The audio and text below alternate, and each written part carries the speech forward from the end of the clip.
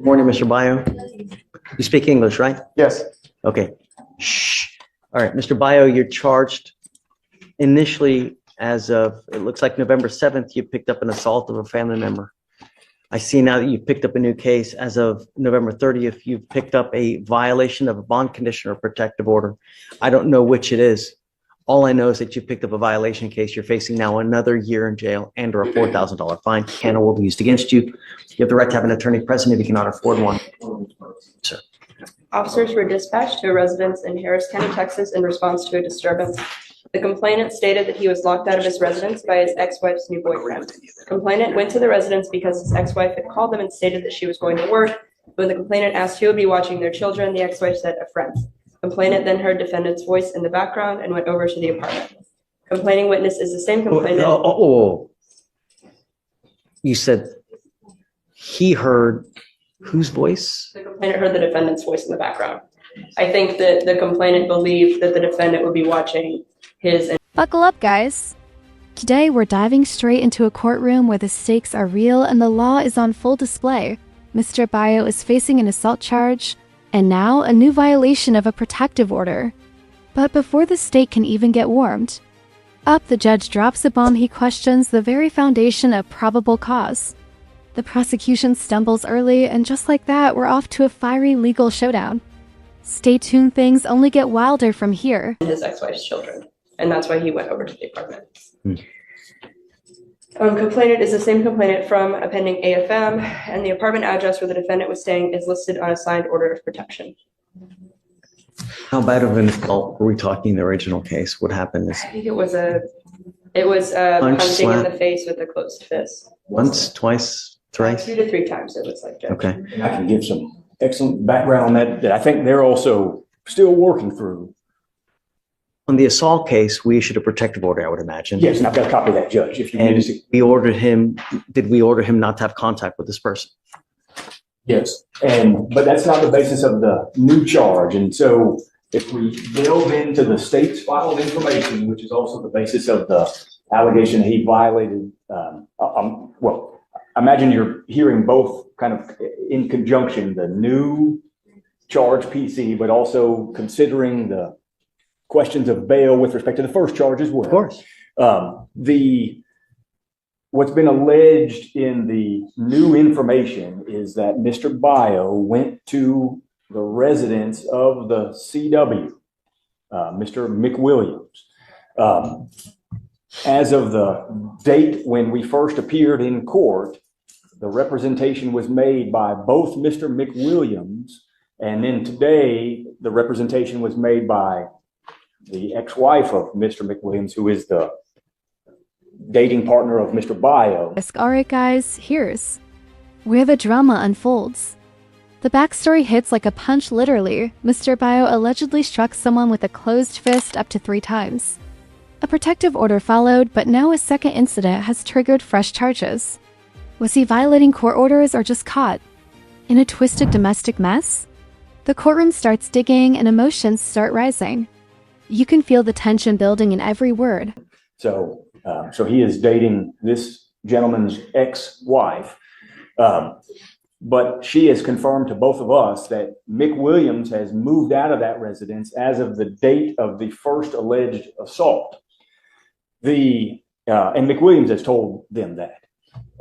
They have been unable to reach McWilliams as of recently, but in the RIP call information, McWilliams confirms, I moved out that day and do not live at the address that's at issue in this VPO case.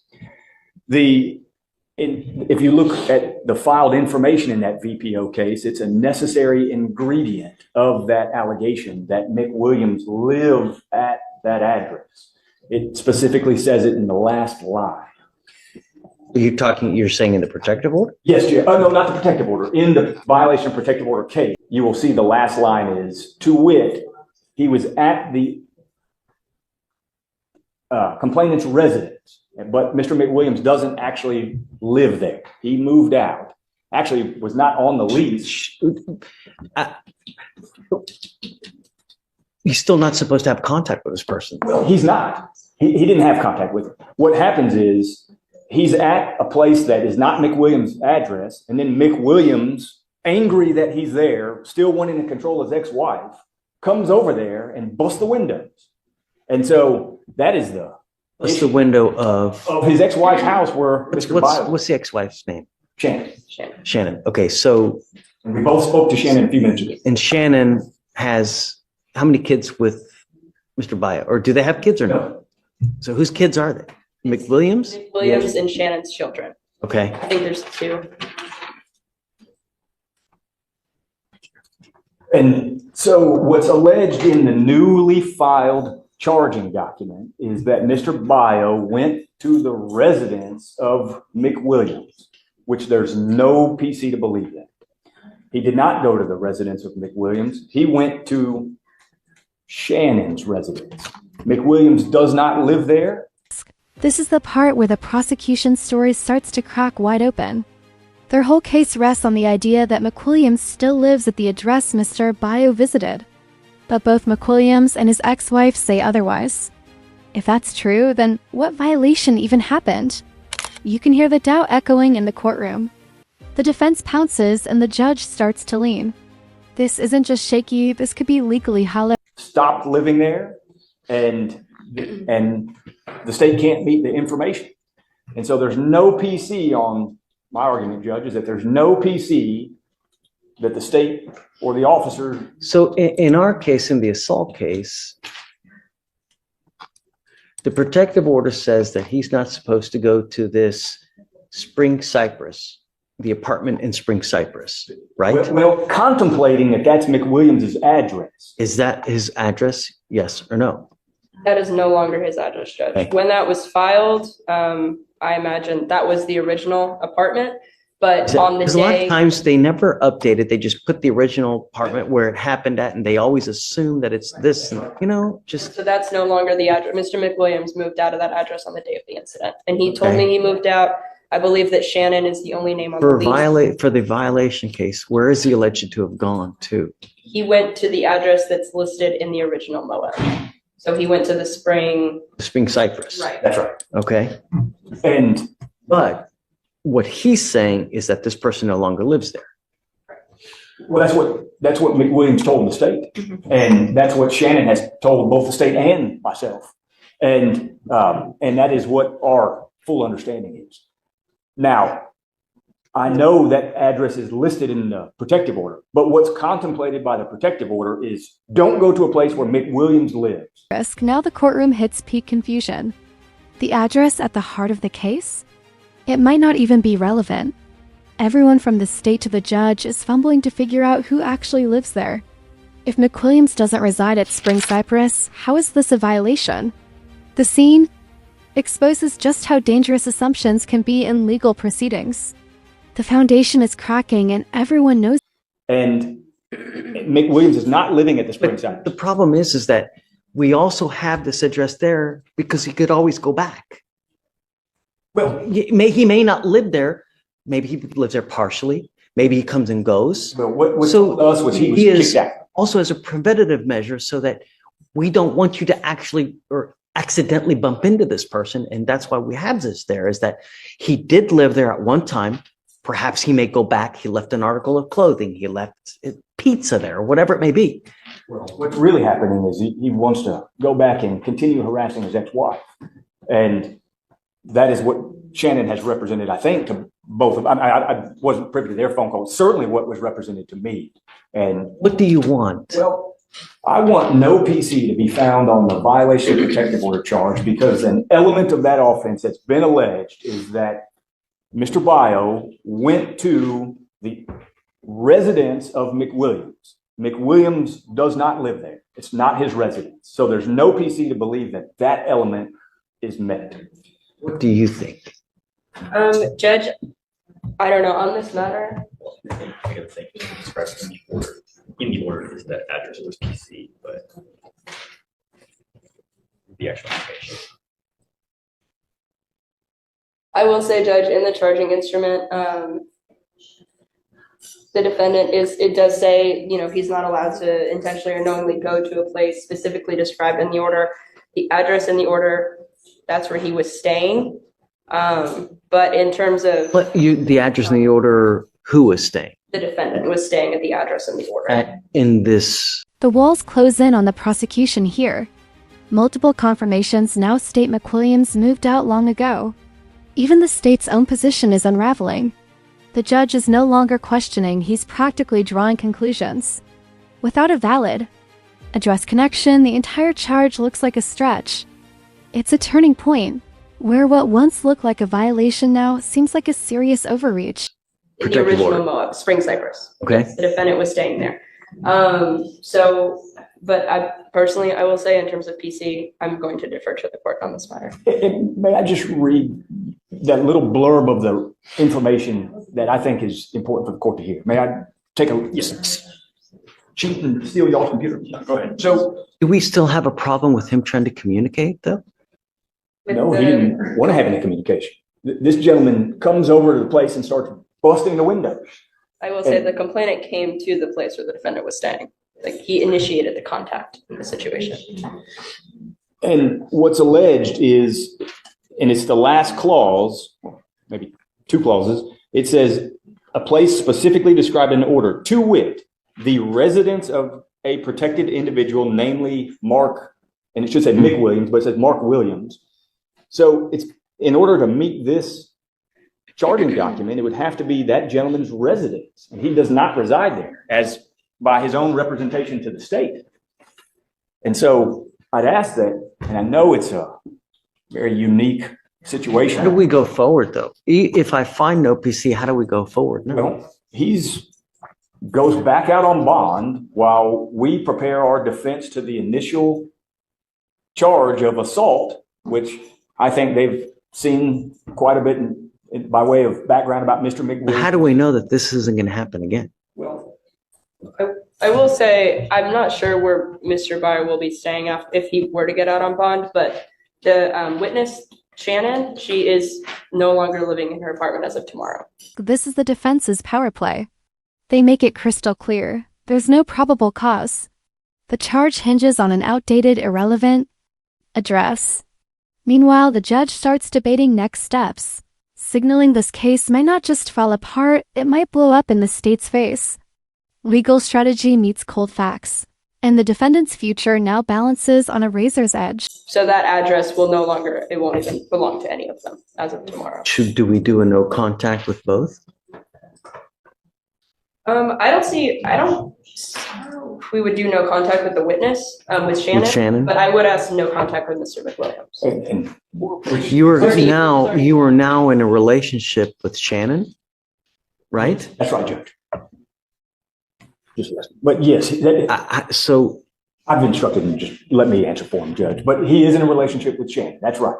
And he moved here from Hawaii to be with Shannon, and the ex-husband takes issue with it. And the ex-husband has a very violent history with Shannon. And so long-term, we think there'll be issues with case one even. But I understand that that's not really we're not there yet. I think the question is what to do if he is out. I do think, obviously, no contact whatsoever in any form, shape at all with Mr. McWilliams is appropriate, and that is what existed. Unfortunately, the state can't even reach McWilliams because he doesn't have a phone number that is even good. have you run an NCIC check on this McWilliams guy?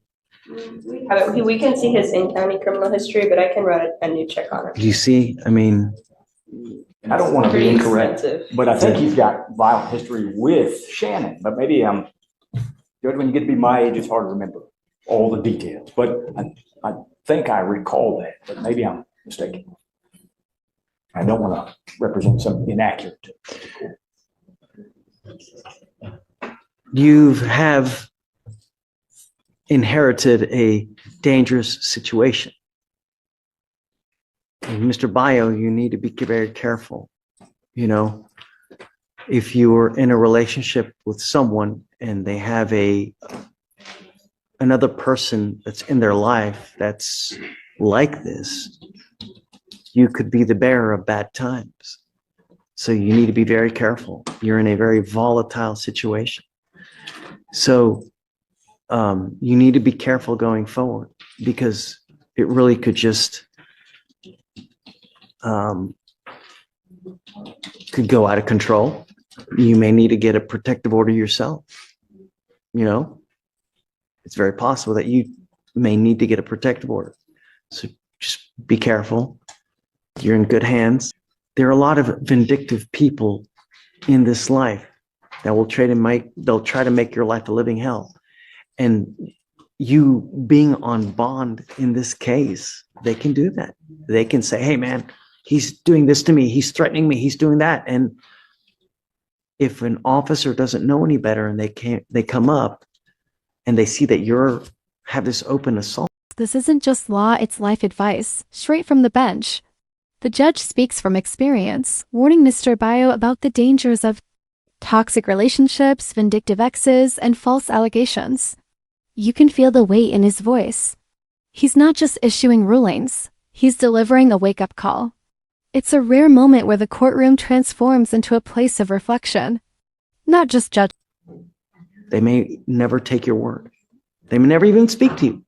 They'll just put you in county. So you gotta be careful. You know, you're in good hands. We'll help you out for as much as we can. Okay? Okay, so I'll find OPC on the And I think Judge what on the violation case. And I'm not gonna revoke your bond on the original assault case, Mr. Bayo, but you gotta be careful, man, you know? and Judge, I think you should also have him give his updated address to pretrial would be appropriate as well. Okay. And I think there's probably somehow make a notation in everywhere so that we know where Shannon lives. You don't have an address for, McWilliams, so I don't know how we're going to handle Well, I that. think the protective order does say any address where McWilliams does reside. So whether or not, I guess that'd be a notice question, but we know not to go anywhere where he lives. I think the issue is whether this other person's going to now be, Okay. You do understand all that? Do you have any questions? Just be careful. Life's too short to live either in a 6x9 box or be 6 feet under because you got other people that have just be careful. All right. Thank you, Judge. Good luck. Good luck, Mr. Bayo. And here's where it all lands. The judge rules, no probable cause. Mr. Bayo's bond stays intact. But the warning is loud and clear. This was a close call, and the next one might not end so well. He's told to update his address, stay far away from the drama, and think twice before walking back into legal quicksand. If there's one message in this courtroom, it's this: be careful who's connected to your name. Don't forget to like this video, subscribe to the channel, and we'll see you in the next one.